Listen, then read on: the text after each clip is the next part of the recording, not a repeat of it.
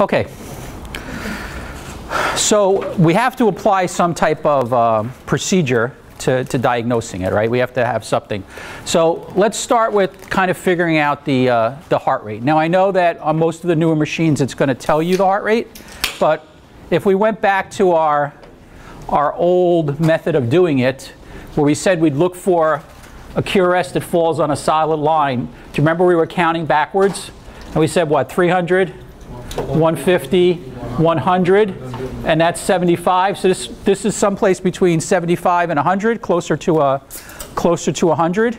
So we'll say, I don't know, heart rate's 80-ish, 90-ish. So that, at the start of it, helps us know that it's at least not any type of tachycardia, right? It's not a bradycardia. So it's someplace in between those two. Then we'll go through and let's look at some stuff. Are there P waves? So yes, I don't know if we would call them P waves, but we'll go on, okay? There's P waves, there's QRSs, okay, and there's possibly T waves. Is the width of the QRS of a normal width? Is it narrow, in other words, or is it wide? So what do we define narrow and wide? I don't remember what number. Okay, so between 0.10 and 0.12. So every little box, it's hard to make out the little boxes, right? So there's 5 little boxes inside this big box, but every little box is 0.4, okay, or 0.04. So it looks like this is probably under 0.12, under 3 little boxes. So it's a narrow QRS, which would tell us that it's ventricular or supraventricular.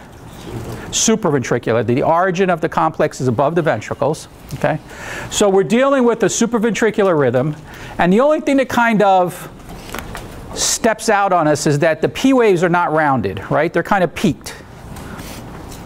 And now we have a dilemma. Is it, is it still just an atrial rhythm with peaked P waves? In other words, we can't call it a sinus rhythm because the P waves would typically be rounded, right? Or we kind of notice a little pattern to them where it looks like what we call sawtooth, right? They look very pointy like sawtooth. So the question would come in, is this a very well-controlled atrial flutter? Okay, or is this just a atrial rhythm? Okay, really we can't call it a sinus rhythm, but it's just an atrial rhythm. So if it's a flutter, would you have a normal QRS? Well, you do. I mean, right. But on an atrial flutter, you wouldn't have that. Well, it depends on how fast it is. So that's the issue. In other words, if we're calling this atrial flutter, okay, and again, we really can't make a good diagnosis based on one sheet, but if we're calling that atrial flutter,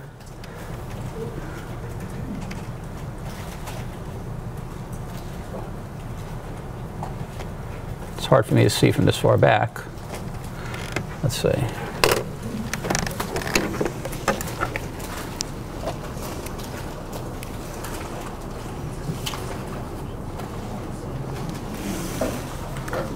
How's this one look? It's kind of like at the eye doctor. Is this one better, or is the? Can you see this letter, or can you see it better now? What do we have here? A few more. So it's really the same rhythm. Beginning at least, the end it goes off. Okay, but I'm saying it's really actually the same rhythm, except here there's more flutter waves in front of each QRS, and this is what could happen in a flutter. It could fluctuate. So what's happening? What's probably happening with this patient is that they are going in and out of a flutter, and it's just a question of how many flutter waves they have before each QRS. Here, because they have more flutter waves, the actual heart rate, the ventricular heart rate, does what? Slows down a little bit. Okay, so on just looking at one lead, it's kind of hard to 100% say what it is.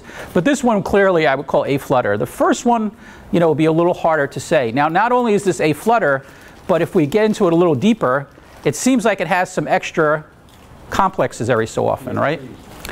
Right. And now, what do we notice about those complexes? That the width of the QRS of those complexes is what? Is wide. So those are ventricular extra complexes. So we would call them premature ventricular contractions, or PVCs. So this is a patient who's an A flutter, and on top of the A flutter is having premature ventricular contractions. Okay, so I don't remember exactly what was wrong with this patient, what the deal was and everything like that, but, I think it was in 1986 or 06. 2000, oh yeah, so I definitely don't remember. I don't remember what happened yesterday, so. But, you know, it was a patient, you know, probably not the best rhythm to start out with. But let's see if we could find an easier rhythm to find out.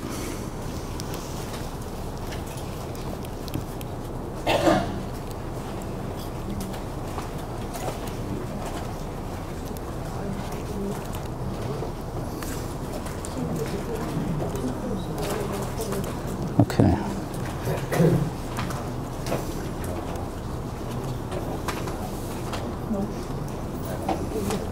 Okay.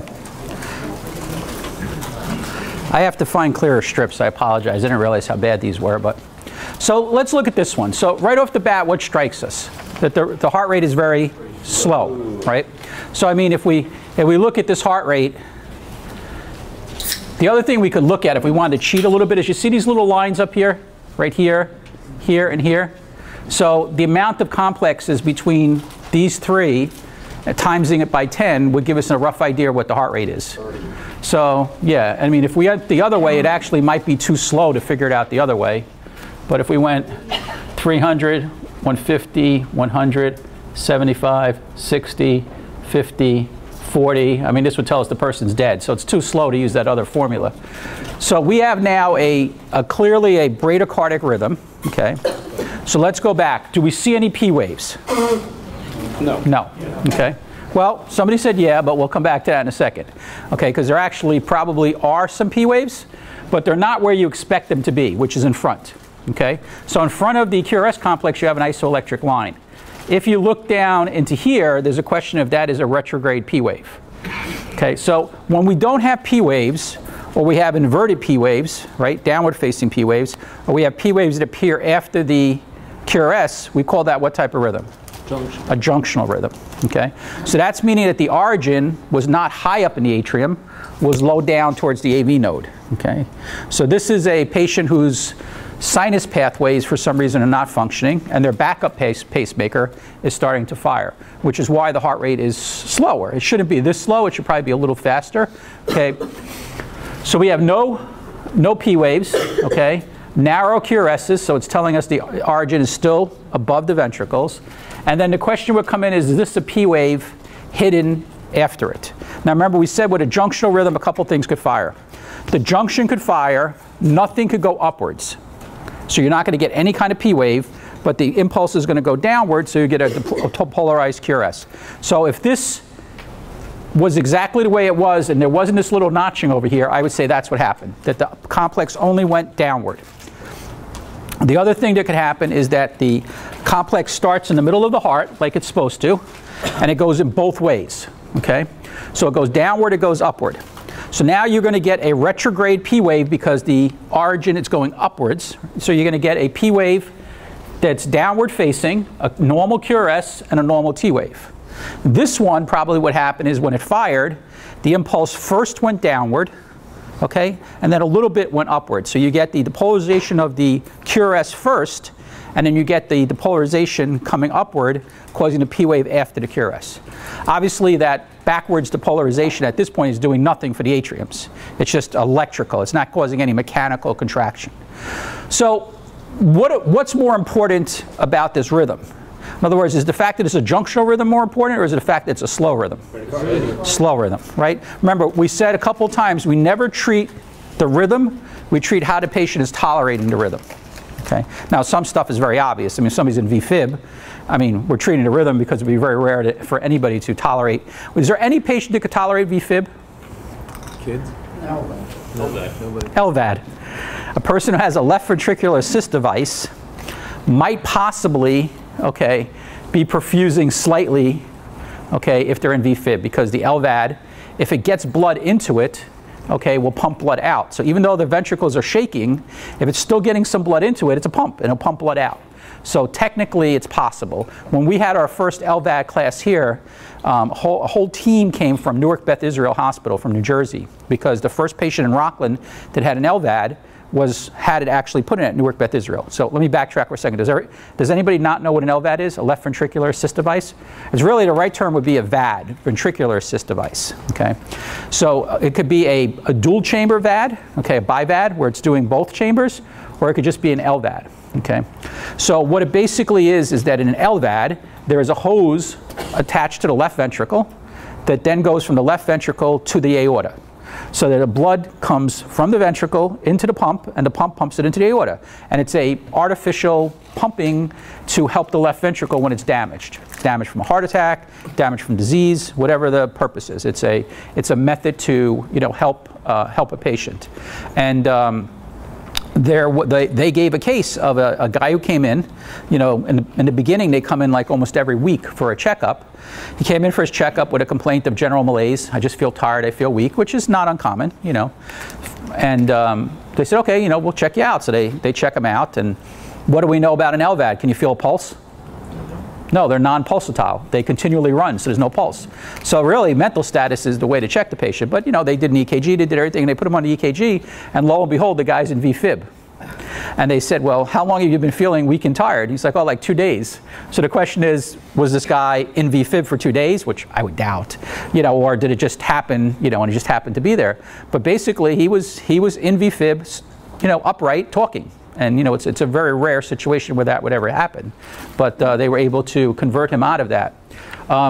Somebody sent me a very interesting video that, now we talked about VFib. I don't know if I'll be able to find quickly, but I'll try to remember to show it to you the next time. But, you know, in the patient with the LVAD, the assessment is a very challenging thing, because you're not going to get a blood pressure, you're not going to get a pulse, you're not going to get a pulse ox. So what do you use for your assessment? Mental status, right? How well they're tolerating it. And what's the one procedure we would never do on a patient who has an LVAD? CPR. Right, because it would dislodge the vigorous chest compression, especially if you're using the Lucas, you know, would definitely dislodge the tubes. Okay, so going back to this patient, we said we're not necessarily caring what kind of bradycardia is, we're caring about how the patient's tolerating it. Okay, so what do you think could be some reasons why the patient would be in a bradycardia? Okay, could be they vagal themselves. Typically when you vagal yourself, it would be more of a sinus bradycardia than it would be a junctional rhythm. So for somebody to go in a junctional rhythm, there has to be what? Something wrong with their sinus, right? So, you know, this is typically older patients that go into it. Could happen in a younger patient, but most of the times it's older patients. On a BLS level, oxygen, right, definitely might be helpful, because one of the reasons why it could be an irritable heart from lack of oxygen. So oxygen definitely would be helpful. And, you know, if the patient's symptomatic where they feel weak and dizzy, they can't stand up or something like that, they may have to be treated pharmacologically. But, you know, a lot of times it's just bring them into the hospital. Okay, let's look at try to look at another one.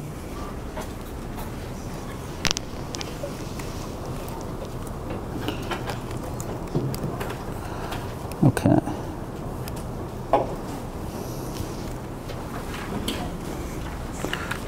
Okay, so what do we have here?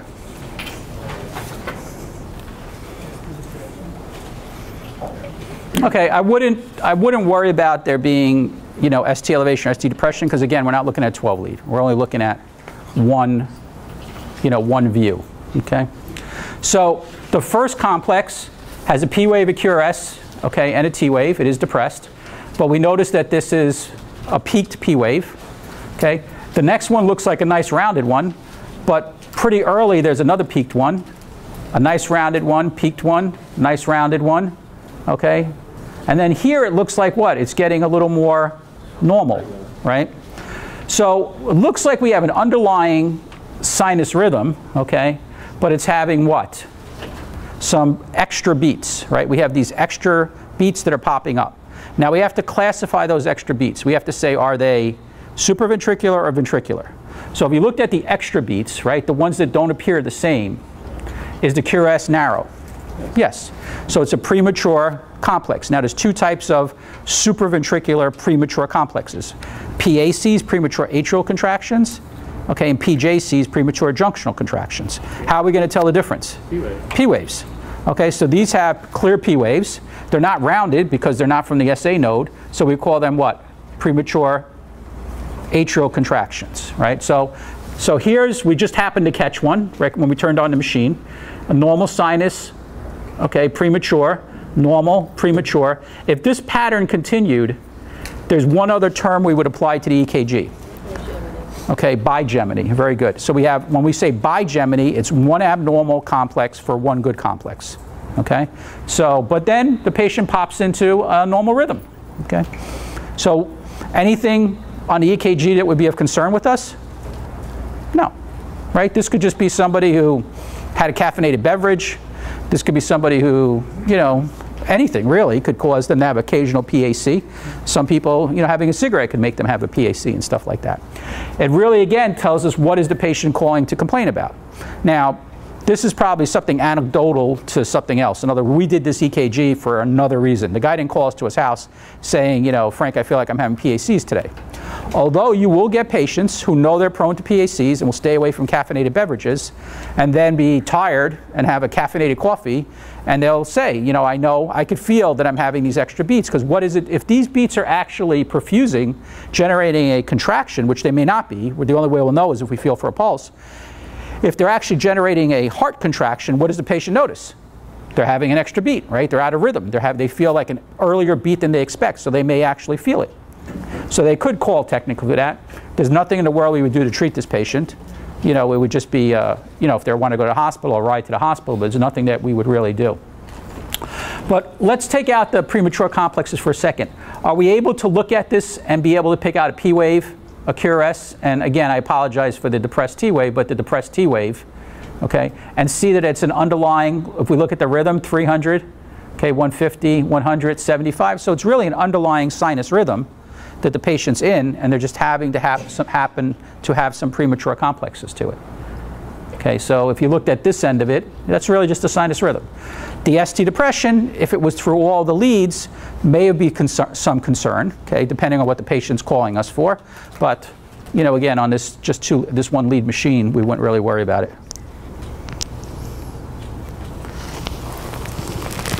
Okay, so you look at it first in your mind, and go through and think and see what you think. Okay, so we start over here. A normal P wave, narrow QRS, T wave. A normal complex, right? No issues. Okay. The next one has, first of all, the next one looks like it's falling early, right? But the next one has no P wave, but otherwise appears pretty normal. So we would call this complex what? Junctional. Now, as we go across, what do we notice? The P waves are inverted. So what went on with this patient, who knows? But what happened? They were in a normal rhythm, okay? They had a PAC, and then for some reason they went into a junctional rhythm. The junctional rhythm itself is fairly slow, okay? So they may feel a little tired and weak from if their blood pressure dropped from the slow rhythm, but they basically went from a sinus rhythm, okay, into a junctional rhythm. Could you pick out the sinus beat, the premature junctional beat, okay, and then the continued junctional rhythm that the patient stayed in?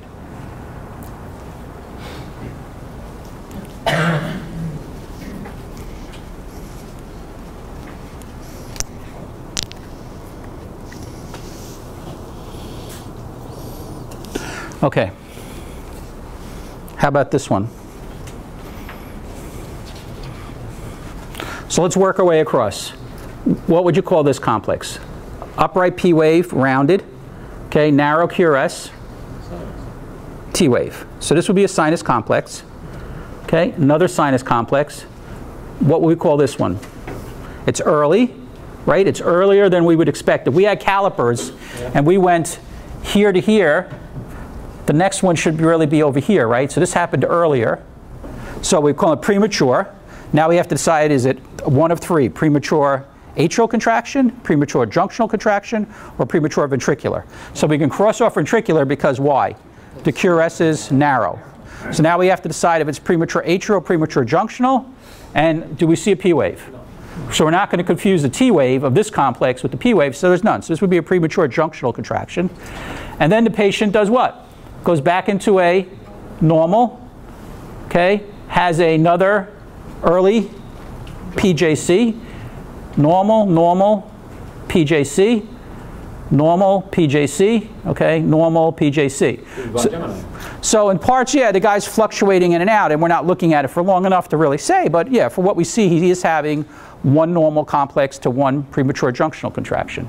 So this is another guy that, again, it could be caffeine, it could be hypoxia, it could be nothing. You know, it could just be old age.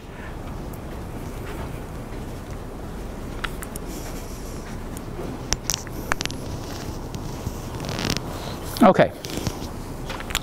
So here, it's much more confusing. So we don't see any real clear what? P waves. We see a lot of what? Chaotic. Actually, if this was all, if you only saw this chaos without these QRSs, what would you call this? VFib, right? But he's got QRSs, so we can't call it VFib. But we see that the atrial rhythm is not at all organized. So we're going to still put a fib to it, but we're going to call it, instead of VFib, we're going to call it AFib, atrial fibrillation. So there's two things in atrial fibrillation. There's no regular atrial rhythm, and that the ventricular rhythm is irregular also. So how do we know the ventricular rhythm is irregular? Because we see that the QRSs are not falling in a regular pattern. So let's go backwards. Why is the atrial rhythm irregular? Because instead of the SA node firing one complex every so often, the entire atrium is becoming irritable and competing to become the dominant pacemaker. So there's sites, there's what they call, remember foci was the term? There's foci, there's sites throughout the atrium that are all firing, okay? All firing. If every one of those complexes actually conducted through the AV node, if the AV node said, I throw my hands up, I'm going to let them all come through, what rhythm would this patient probably be in? Okay, well, probably at least an SVT at 300, you know, depending on how many complexes there actually are. But the AV node is doing its job and saying what? I'm only going to let a few through at a time, okay? So that's why the atrial rhythm, okay, is abnormal. And then the ventricular rhythm is abnormal because we don't know which one is conducting, right? You got so many bouncing off the AV node. One goes through. At 1 minute it's one, next minute it's another. And that's why the ventricular one is irregular. Now, underlying heart rate is what? 1, 2, 3, 4, 5, 6, 7, 8, 9, 10, 11, 12, say 12 to 13, so 120 to 130. So we said that AFib has a couple issues clinically, right? What are the issues with AFib? What? Okay, so let's start with the simple stuff. Physiologically, if your atriums are not contracting, you don't have as much blood coming from the atrium to the ventricles, right? So you don't have complete ventricular filling. Now this patient has a double whammy. So right off the bat, their atriums are not completely emptying into their ventricles, so they have a little less cardiac output. But now their ventricular rate went above what? 100. Okay, so now you have decreased ventricular filling time. So more than likely this patient is calling us and saying, I feel palpitations and I feel weak and dizzy, maybe I'm a little short of breath. Why would they become short of breath? Because if their ventricles don't completely fill, that means blood is going to back up into the left atrium, which eventually will back up into the lungs, and they can go into the little CHF. So right off the bat, emergently, our concern is the rapid rate that needs to be slowed down. Okay, and we have medication to give the patient. Typically, we give the patient cardizem that would help to slow down the heart rate. We don't actually want to convert it. We don't want to take them out of AFib. We want to just slow the ventricular rate so that there's more filling. Okay, so why would you not want to take them out of AFib as a emergent situation? In other words, we're pre-hospital. We don't know much about this patient. We're seeing him probably for the first time. Why would we not want to take him out of AFib? They call it convert him. Why would we not want to convert him back out of AFib? Because we don't know. I'm sorry, what? You're not sure what the outcome will be. Well, that's pretty much 90% of what we do, right? Sometimes we do things to people with our fingers crossed, hoping the outcome will be good, right? And most of the times it is, thank God, but sometimes it's not. But the reason is we don't know when he went to AFib, right? So if he went into AFib a half hour ago, probably no big deal on converting him out. If he went into AFib 2 days ago, okay, I'm talking a new onset. He doesn't have a history of AFib. He's not on any anticoagulants. Okay, so it's new onset AFib, but we don't know if it's new onset AFib 1 hour ago or 3 days ago. If it's 3 days ago and we put him back into a rhythm where his atriums are going to contract now, what's the danger? That in those atriums there's blood clots. And when he contracts, he's going to blow out those blood clots. And we said in one of the other classes, if it's a right blood clot, a right atrial blood clot that goes, what's he going to get? A pulmonary embolism. And if it's a left atrial, he's going to get a stroke. So that's why we typically never try to convert a patient out of AFib Okay, we just try to slow down their ventricular rate so that they perfuse better and they have time to get to the hospital, and then they could figure out what to do with that patient. Okay, so does everybody see why it's AFib? That there's no P waves, it's what they call fibrillatory waves, right? F waves. So there's just this chaotic quivering, okay, showing you that the atriums are not contracting, and that the ventricular rate is totally irregular, because there's no rhyme or reason when one impulse is going to get down to conduct into the ventricles. Okay? And the biggest danger, again, of AFib, short term would be the decreased perfusion. Long term could be that they could throw a clot. Okay? And then if you have a regular person who's an AFibber, they're probably on anticoagulants all the time. So then the other danger would be is obviously if they have falls or trauma, there could be bleeding going on. So if you go there and they say he fell backwards, okay, and they hit their head, really there's no way to RMA that patient, because they could have a slowly developing, they could have an acute bleed, or they could have a slowly developing bleed. The acute bleed we call what? An epidural hematoma. Okay? Remember, that's typically arterial. That's more when people hit themselves in the side of the head, because it's usually the middle meningeal artery on the side of the head that's involved. So they typically have a very classic presentation when it's an epidural. They fall and hit their head, and they get knocked out from the blow to their head. But then then they wake up. And then they become unconscious again in a short period of time, like a half hour. So the first knockout, the first unconsciousness is the hitting the head. What's the second unconsciousness? The arterial bleeding causing pressure, right? So that's very classic. And the one I always refer to is that actress, Natasha Richards. So she was skiing on Mont Blanc in Quebec, and without a helmet. Learning to ski, I'm sorry, and she wouldn't wear a helmet. I guess she didn't want to get her hair, whatever. And she fell and hit her head, was knocked out, woke up, and insisted on, I'm fine, I don't need to be evaluated. Went down to the lodge and subsequently lost consciousness. And despite being medevaced to the best trauma hospital in Canada, she subsequently died from it. So, that's the classic one. Now, the one that typically develops slower is the subdural.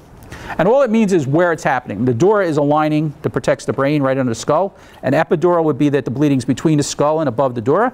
Subdural would be below. That's just location. But the more important thing is epidurals typically are arterial. Subdurals are typically venous. So obviously the venous one will be more slowly to develop. Okay. So there are two types of subdurals. The vast traditional one is very slow to develop, days, weeks, months. There can be a rapid one. Okay, so you can have a person who has that same presentation as an epidural, and then you come to find out it's a subdural, but that's rare. The subdural is why when we go to somebody and they tell us they've had a change of mentation over weeks, it's slowly been declining over weeks. One of the questions we have to always ask them is there any history of trauma? Did they fall 3 months ago, 6 months ago? Did they, so you want to know maybe it's a slowly developing, subdural, and did they have headaches? Have they been getting more frequent and stuff like that? That'd be more like a subdural. And we've had some famous people who've had subdurals, right? We had President Reagan, was horseback riding, fell off a horse, and he didn't have symptoms for close to 3 months. Okay, before he started having symptoms. Probably had symptoms, but they wrote it off to the fact that he was older, and probably just a little slow to respond. They probably wrote it off. We had Hillary Clinton, fell on stage and had a subdural, right? So we have some famous people that have had subdurals. But anyway, that could be, something that happens. Okay, so let's look. I think we have one more, and then we'll get into the ventricular rhythms tonight. Well, what's this mess? Okay. So what do we got here? This is the worst thing that happens. When the rhythm becomes real fast, what happens? Everything gets mushed together, and it's very hard to pick anything out. So there is one trick where you could speed up the paper, the printing of the paper. There's a button that you could press, okay, and tell the paper to come out twice as fast. So, and it'll only do it while you're pressing the button, because you don't want to make a misdiagnosis by having this thing always doing it. By speeding up the rate of the paper, what do you actually do? You slow everything down so it's easier to see. Okay. Some of the new fancier machines actually have a button to do that where you see it on the screen, so you don't even have to do it on the paper and waste paper. Okay. But what do we have here? Let's just go back. Do we see any P waves? Who knows, right? It'd be hard to say whether we see P waves, don't see P waves. We don't know what are P's. We don't, it could be actually, now that I'm getting a little closer to it, that there are clear P waves, right? But the question is that the top of a T wave? We don't know. So my eyesight is so bad. I would say actually that's probably, If this is P, QRS, this is probably T. So these are probably P waves, okay? The QRSs are narrow, okay? So we'd probably call it supraventricular in origin. It is a little hard to see the QRSs, but there's a couple that are pretty clear. So it's probably supraventricular, but the rate is very fast. What's the rate? So 300, 150, so 160, right? Roughly? I mean, I didn't count the cross, but if we find that would be 300, that would be 150. So, you know, so 170, 200, yeah. So it's fairly fast. So it's narrow, so it's supraventricular and it's fast. So the catch-all diagnosis would be supraventricular tachycardia. Maybe because we see the P waves, we could actually be a little more specific and call it an atrial tachycardia because we see P waves. But as a catch-all, we could just call it supraventricular tachycardia. Could this patient be symptomatic? Yes, right? They're having the same issues. They have decreased ventricular filling time, so they could definitely be symptomatic. In fact, they probably called us because what did they feel? Their heart racing. Probably the complaint that the dispatch is, party has palpitations, party feels his heart racing. Okay? So some people are prone to this because we looked at it the last class where we said people have accessory pathways. Right? We talked about people have to go for ablations. Sometimes they get these accessory pathways burned out. So that could be some reason. You know, could be they're abusing a stimulant, type of cocaine or something like that. So there's a lot of different reasons why they could be in this. But the question comes in, how are they tolerating it? In other words, do they have a pulse? Do they have a radial pulse? Do they have a blood pressure? Are they breathing clearly? Do they have any rales in their lungs? If they're stable, it would really just be a ride to the hospital. If it's not stable, okay, on a BLS level, you could put them on some oxygen. It's probably not going to convert the rhythm. But what's one thing that might convert the rhythm that doesn't require any tools or drugs? What's very down. Yeah, a vagal maneuver, right? Now, I have not looked into BLS protocol, but I doubt vagal maneuvers are in the BLS protocol. So, but you could, you know, if you say to the patient, "Does this ever happen to you before?" and they say, "Yeah," and they say, "Well, do you have any luck in getting it to stop on your own?" If the guy says, "Oh, you know, I hold my breath and push down and it stops," you can say like, "Oh, maybe, I don't know. Did you ever think of trying that?" Some people can actually vagal themselves, you know, and stop it. Okay. Now, normally those people would not call EMS. They would only call us because they tried to do that and it didn't work. So, but you know, you could. You know, if you were in the middle of the woods with somebody, you know, I always give that scenario, you know, we're in the middle of the woods, okay, and you have to treat that patient, right? There's nothing else, you know, you're not an EMT at that point, you're a Joe hiker, and you have to, you know, you're not going to carry that guy out on your back, so you got to stop that rhythm. You know, you could try to see if you can get that vagal that guy. Remember, we talked about the vagus nerve being one of the cranial nerves, and it's the slow down brake on the body, and increasing what they call intrathoracic pressure is one way to stimulate the vagus nerve. Okay, there's other ways, but that's one way to stimulate the vagus nerve. So that, in some people, does work. Okay, and that might actually terminate it. It's not to say it may not come back, because if they have that re-entry pathway, it may just slow it down and it may come right back into it. Okay, so let's look at the idioventricular rhythms, and then we'll see if we can do a little more review. So what does idio mean?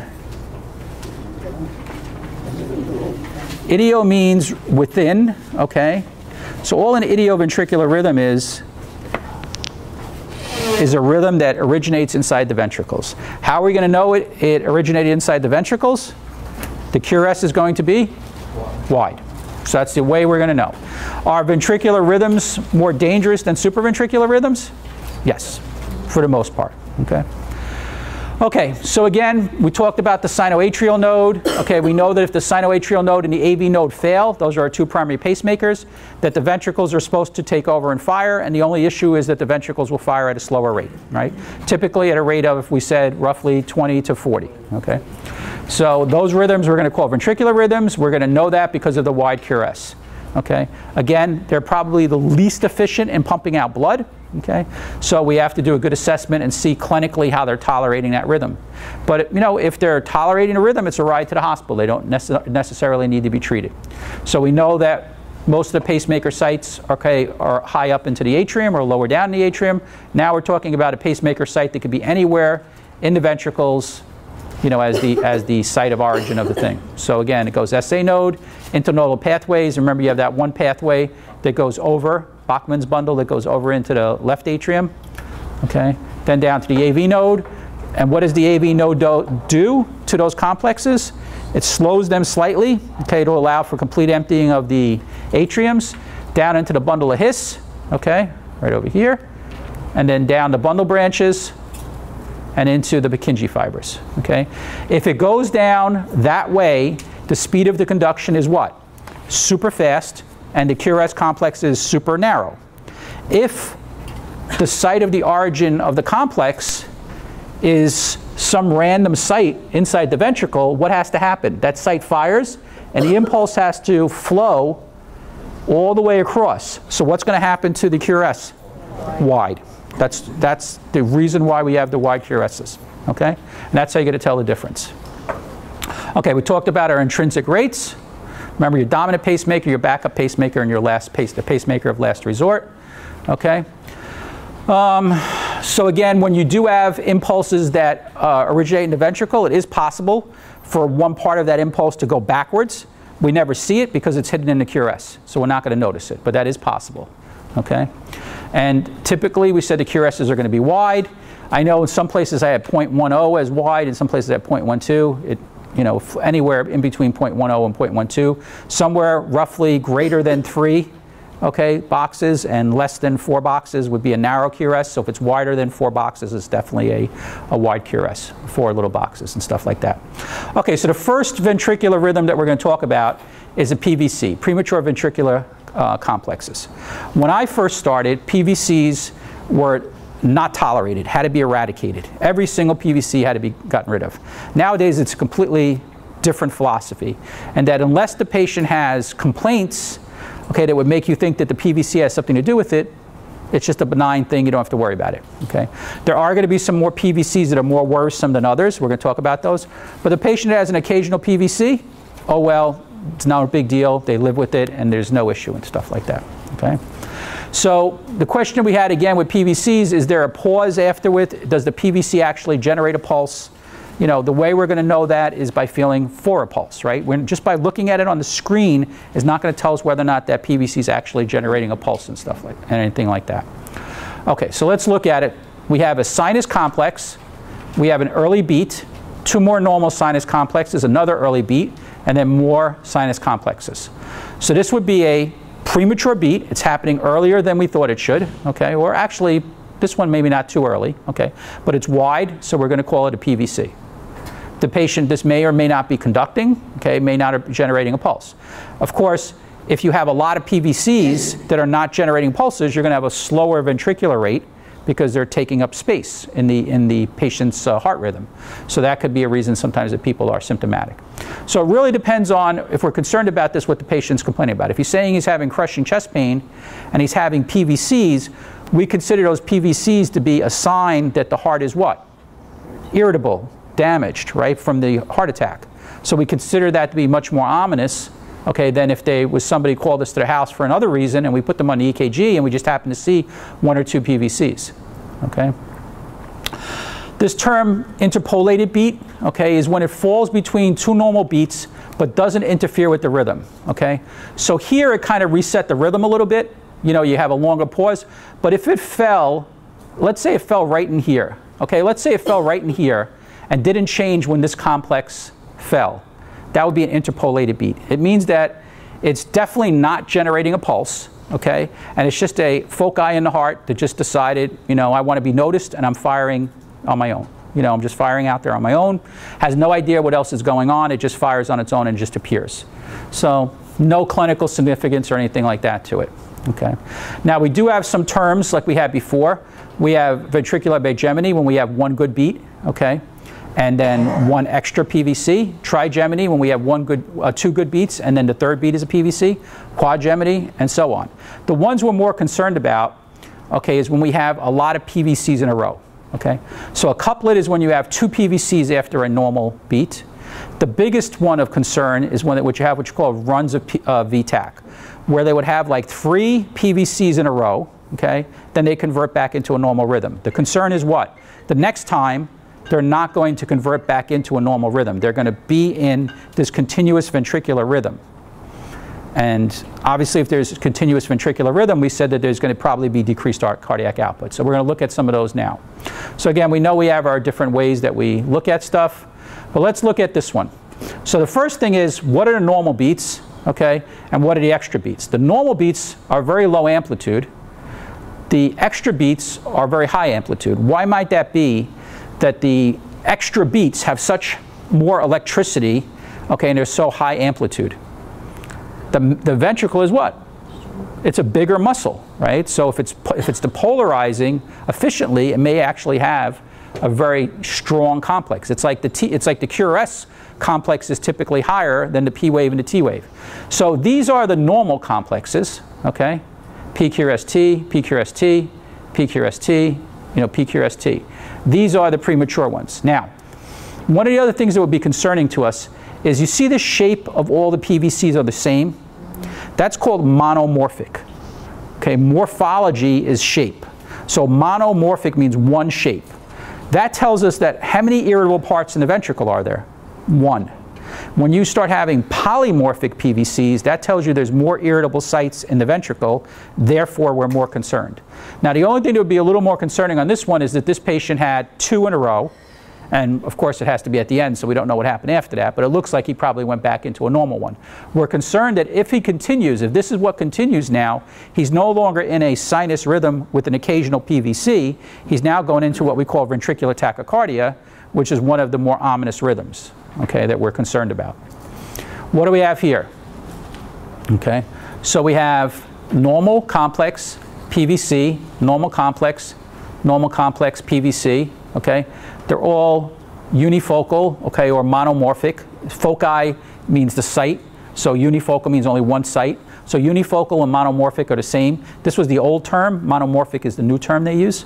Okay, so again, this is the least concerning of having PVCs, okay? Everything there is fine. I know some people might say there's ST depression, but again, we're looking at it in one lead, so we're not really worried about it. Okay, what do we have here? So again, we have an underlying sinus rhythm, P wave, QRS, T wave, and so on. He's having some extra beats, but the first thing we notice is that this beat is downward, this beat is upward and downward, okay? This one is maybe a little combination of both, but they kind of look a little different. So this would now be either polymorphic, poly means many, okay? So many shapes, polymorphic, or multifocal, multiple sites in the heart firing. So this would be a little more concerning in a patient, especially if they're telling us that they have chest pain, right? This would show us more irritability in the heart, okay? So now we're getting into ones that are a little more. Salvos, okay, again, runs of VTAC. So here we have one abnormal beat after one normal beat, and it's polymorphic, right? There are different shapes. So this is starting to show us a more irritable heart, okay? Here we have 2 normal beats and 1 premature beat, so this would be ventricular trigeminy, and again it's polymorphic, so this would be a little more concerning, okay? And I thought I had a run of VTAC. Oh, it's in the VTAC, I'm sorry. Okay, so that's the early extra beats. The next rhythm we're going to talk about is idioventricular rhythms, right? So rhythms, again, originating inside, but not premature, okay? So the first thing is the dying heart. So an agonal rhythm is somebody who just has a very, very slow ventricular complexes on the screen. When do we see that?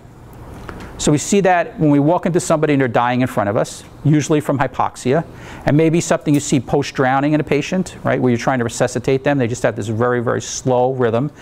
We don't call it a bradycardia, okay, because typically bradycardias, we're going to say, are above the ventricles. When it's below the ventricles, we call it a slow idioventricular rhythm, okay?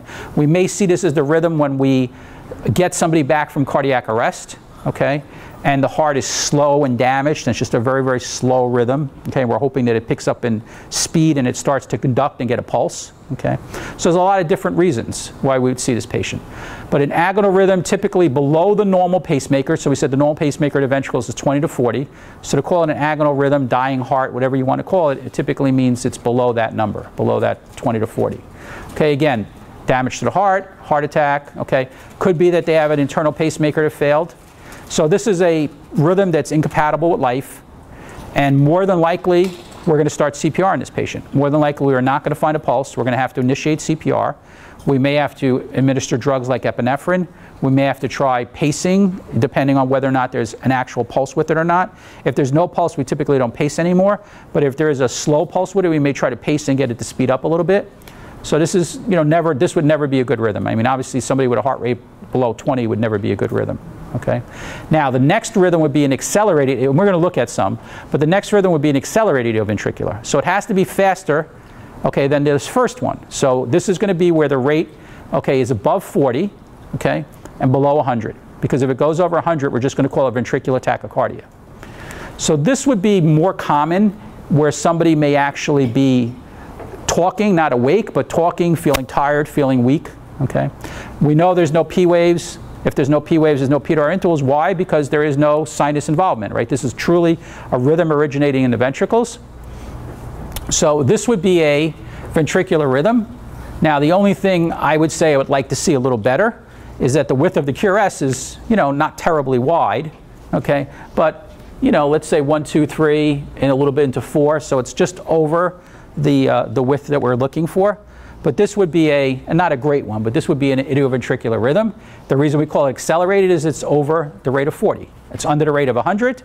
So a accelerated ventricular rhythm would be between 40 and 100. Okay. Depending on the rate, some people mistake it sometimes for VTach. Okay. In other words, if it's getting close to 100 and you don't count it right. But either way, it's not a good rhythm. Okay. Now, ventricular tachycardia is a ventricular rhythm, and we know the definition of tachycardia is a heart rate above 100. So ventricular tachycardia is really this rhythm, but it goes over 100. The extra problem is that we said that when rhythms go above 100, that what? We have decreased ventricular filling time. We already have no atrial emptying, right? Because they have no real atrial stimulation. So this is, a double whammy. So these people typically are going to have low blood pressures. They may be in pulmonary edema because, again, if the left ventricle can't fully empty, okay, can't fully empty, it's going to back up into the left atrium and so on. So this is a much more lethal rhythm. We typically don't leave this alone. We always try to get the patient out of that. And how you get it out of that depends on their stability. If they're talking to you and you can get an IV in them, you may try medications like amiodarone. If they're going out of the picture, it's actually a procedure called cardioversion, which is using the defibrillator in a special mode where the defibrillator is looking at the heart complex and looking for a safe period to actually administer the shock. So we don't really notice it other than telling the machine to go into that mode. There's nothing that we see different. There may be a slight pause in between when we press the button to shock and the shock actually goes in, but it's a second, millisecond. It's very, so you don't really notice it. Okay. So if they stay in VTach for longer than 30 seconds, we call it VTach. If they stay in VTach for less than 30 seconds, we call it a run of VTach that's spontaneously terminated. It's definitely a warning sign to us that they may stay in it permanently. Okay, but if they stay in it for less than 30 seconds, it's like a near miss. You kind of take a deep breath and say, okay, hopefully they won't go back into it. Some people, by their protocol may actually administer that amiodarone in that situation to calm the ventricles down so that they don't go back into VTach. It's different treatments in different places. But this would be VTach. This would be a classic, test VTach. So it's a wide complex at a rate of over 100. What's the rate? 1, 2, 3, 4, 5, 6, 7, 8, 9, 10, 11, 12, 13, 14, 15, 16, 17, yeah. Okay, so around 180. So this would be a very classic VTach. This patient could be wide awake, could be talking to you, okay, and may just say, I feel like my heart's racing. And so they may be hemodynamically stable. This patient also could be unconscious, where they would need to be emergently treated. Now, if this rhythm was on the screen with no pulse, the treatment would actually be to defibrillate them. So your defibrillator, your AED, will shock two rhythms. You all know it'll shock VFib. Most AEDs will shock VTach at a rate, some of them 150, some of them 180. So if you put this on a patient, you wouldn't know they're in this, but if you put this on an unconscious patient where you didn't feel a pulse, okay, it would actually defibrillate this rhythm because it's considered a lethal rhythm if there's no pulse. It's VFib, right? Even though it's VTach, if it's VTach without a pulse, we treat it as VFib. But that's the reason why they don't want you putting AEDs on people who call you and say, I really don't feel well, I feel like I'm going to die, and they look like they're going to die. And you might think in the back of your mind, let me just put the defibrillator on so in case they code, okay, I have everything in place already. If they were in this rhythm at this rate and totally talking to you, wide awake, good blood pressure, the machine wouldn't know they have a good blood pressure, right? The AED doesn't know anything about perfusion. All it knows is the rhythm and the rate. So it says, okay, they programmed in my computer that I'm supposed to shock a rhythm called VTAC if it's over 150. You pop it on that guy who's talking to you in VTAC at over 150, the machine is going to say shock indicated, charge up, and it's going to say press the button to shock the patient. Fortunately, we have the last step, we have the control over it, but technically that machine, if you choose to, would allow you to shock that patient if they're in VTAC. And that's the reason why we don't put the AED on patients, who are awake, who have pulses and stuff like that. That's the only time you could accidentally shock a patient with an AED. Okay? Now, if that same patient, was going out of the picture and lost pulses, it would be appropriate to put the AED on them, and it would be appropriate for the AED to charge up, and it would be appropriate for you to defibrillate the patient because they're pulseless. So you get the difference in when we would use it. Okay. So here's a polymorphic, ventricular tachycardia. So what do we have? We have these complexes, then these complexes, then back into these complexes. So this is telling us that the ventricles are very irritable. Okay, there's multiple sites competing to be the dominant site. And this would be somebody that you would worry that while they're telling you, I feel like my heart's racing, that all of a sudden their eyes are going to roll back in their head. They're going to have a little bit of like seizure activity. They're going to become unresponsive. And you're going to look over the screen and see VFib. Okay? The typical person, this is the guy who will code in front of you. Has anybody had yet a patient while you were talking to them, they coded in front of you? Did you have them on the monitor? Or did you weren't assessing them? The typical person that codes in front of you, okay, so they're talking to you, Frank, I don't feel well, I feel like I'm going to die. They're all of a sudden going to do what? They're going to have, they're going to be slow, I don't feel well, their head's going to go back, their eyes may actually roll back, they're going to have a little bit of seizure activity. Why are they having that little bit of seizure activity? There's no blood going to their brain, right? They're now having no cardiac output. So you're watching this happen. They're going to have a little seizure activity, and then they're going to become unresponsive. And you're going to look over at the monitor, and more than likely they're going to be in VFib. Back in the day, if it was a monitored witness arrest, what would be the appropriate thing to do? Precordial thump. You're dating yourself, right? A precordial thump, right? So the theory was if it was a monitored witness arrest and you punched them forcefully in the chest, that punch, just like the ball hitting that kid we talked about the other day, that punch does what? Generates a millivolt of electricity that since the patient just went into VFib, you may actually convert them out of it.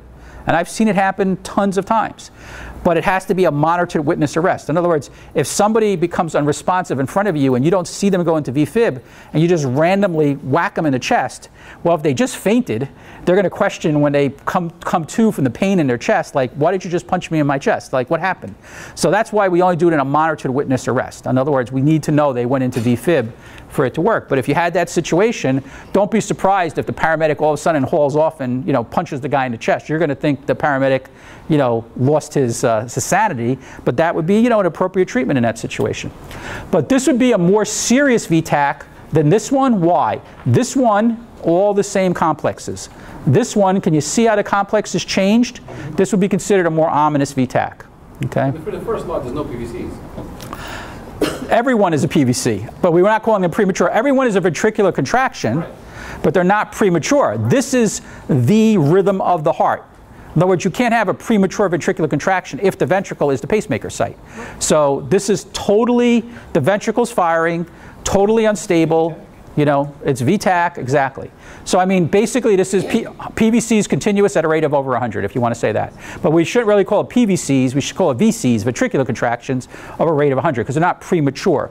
Premature would say that there's an underlying rhythm that's not ventricular, and then we're having a premature ventricular complex fall into it. Okay? Okay, so let's, again, whether it's stable or unstable is based on how we're going to treat them. I talked about if they're unstable, we're going to go with cardioversion. If they're stable, we're going to go with drugs. Okay, but again, on a BLS level, we're not going to worry about that. Why does somebody go into VTAC? Usually it's some type of abnormal conduction problem. Could be hypoxia, could be irritability of the heart. I've had people who have heart attacks and gone into it. It could be electrolyte imbalances. There could be a million reasons why they go into it. I've had, most of my VTACs have been totally perfusing. Patient's been conscious. They called, said, their heart felt like it was racing. And, sometimes there's plenty of time to get to the hospital and they're fine. The interesting thing with this is that we talked about the supraventricular rhythms, okay? And we said that we could try to have the patient vagal themselves. Could we try the patient vagal themselves in a ventricular rhythm? And the answer is no. The way the cranial nerves, the way the vagus nerve innervates the heart, it only innervates the atriums. So it would have no effect on the ventricles. So you can't have somebody vagal themselves out of VTAC. There's one hybrid that if we ever decide to have more classes, we'll talk about, but it's called an aberrantly conducted SVT. So it's really sinus in origin, but it has a wide QRS. And there, sometimes people think it's VTAC, and it's actually SVT. And typically, it's because the patient has a bundle branch block. But we'll talk about that, a different day. Okay, so when we're getting into now our polymorphic VTACs, we have one classic one, Torsades de Pointes. Does anybody speak French or know French? Torsades de Pointes is turning of the points. That's what I think it is. Okay, means the turning of the points. Back when we were talking in the very beginning, I said we skipped over something called axis deviation, okay, because it doesn't play any role in what we do. But when somebody has torsade de pointe, the axis of the heart, okay, the way the electricity is flowing through the heart changes, okay, and you're going to see something like this, where the height of the complexes changes, the amplitude of the complexes changes, and this is the twisting or turning of the points that they're talking about. It's a pretty rare rhythm. It is VTAC because it's still a wide ventricular rhythm. It's a pretty rare rhythm. The only time I've ever seen is post-cardiac arrest. Okay, sometimes patients will have it and be tolerating. The only thing that's different with this is that for some reason, patients that are in torsades tend to respond to an infusion of magnesium sulfate. So the usual way we treat ventricular rhythms, this is the only time it would be a little different, and we give a drug called magnesium sulfate. Magnesium is just a mineral. Okay, I mean, you may have taken milk of magnesia, you may have Epsom salts that may have magnesium in them. Magnesium is just another mineral that the heart needs to work properly, and we give the patient a bolus of that, and sometimes it actually converts it with no other treatment. Do you know of another condition where you may hear a patient that's getting magnesium? What? Okay, so it'll be a woman who's having preterm contractions. Magnesium, interestingly, besides its action on the heart, is a smooth muscle relaxant. The uterus is a smooth muscle. A woman's uterus is just a big muscle to push the baby out. So if you give them an infusion of magnesium, okay, it will relax the uterus and slow down the contractions. If you're doing an interfacility transport on a woman who has a magnesium infusion and she starts to become tired, quiet, okay, and her breathing starts to slow down, it means she's getting too much of it. Okay, and it's relaxing every blood vessel in her body, dropping her pressure, relaxing her diaphragm, her intercostals, all her muscles. And then that would have to be stopped. The infusion would have to be stopped, probably lay her flat, elevate her legs, but if she doesn't start perking up, you may actually have to, reverse the magnesium. And, there's a couple different ways we could do that, but you may have to actually reverse the magnesium. Very rarely, you may see magnesium used on a really, really bad asthma patient also. Because remember, your bronchioles are smooth muscles. So it's another possible treatment. But this is just one of the situations, okay? So again, magnesium is the typical treatment of the here. But if they were totally unstable going out of the picture, it would still be electricity. It would still be either cardioversion or defibrillation. The problem with cardioversion is that the machine is looking for the tops of these complexes. And when it keeps on changing like this, the machine gets a little worried and confused and may not administer the shock because it's not 100% of what it's looking at. So you may actually have to shut off that cardioversion mode and go back to regular defibrillation where you would just press the buttons and it would shock the patient. Again, your AED, if it was this rhythm in this rate and you put it on a patient and analyzed it, it would say shock the patient. So if the guy's talking to you, it would be inappropriate to administer the shock. If the guy is unconscious and not responding, it may be appropriate. That's, again, why we would only want to put it on somebody who doesn't have a pulse. Okay, so VFib, we all know from EMT class, right, is the one rhythm or maybe the second rhythm that's incompatible with life. Okay, nobody is going to be alive in VFib unless they have a mechanical heart, right, something else pumping for them. Okay, the biggest risk of VFib, okay, is in the first couple hours of a heart attack when the heart is very irritable. But we know we've gone on plenty of calls where the story is the patient was just sitting there or talking and suddenly collapsed. And you come up and you find no pulse, you start CPR, you put the AED on, and the machine says shock indicated. So that patient probably didn't have a heart attack and go into VFib. What happened to that patient? They just were not lucky, and what happened? The heart went out of rhythm. They went into VFib. That's called primary VFib. That is the patient that has the highest prognosis for survival if they have early CPR and early defibrillation, because there is no reason why they went in VFib other than a freak electrical disturbance in their heart. Okay? It could be that ventricular hypertrophy we talked about with that case that they had up in Monroe. They had a young guy, you know, in synagogue praying, and all of a sudden, boom, hits the ground. There were two EMTs from Hatzola there, and they had their AEDs, and they basically shocked the guy, and he came back and, you know, perfused, alive and everything. And then when he was brought down to Columbia or wherever he went to a cardiac physiology lab, they found out he had a condition called ventricular hypertrophy, right? So most people get ventricular hypertrophy are older, and it's because you have high blood pressure for many, many years. The ventricle has to squeeze with much force. It gets big, thick, right? The heart is the one muscle we said we don't want to get thick, right? The heart, a thick heart is an inefficient heart. So we don't want a thick heart.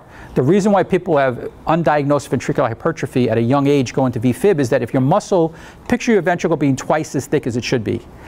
Is it easier for the electrical impulses to go through and do what it needs to do, or harder? Harder.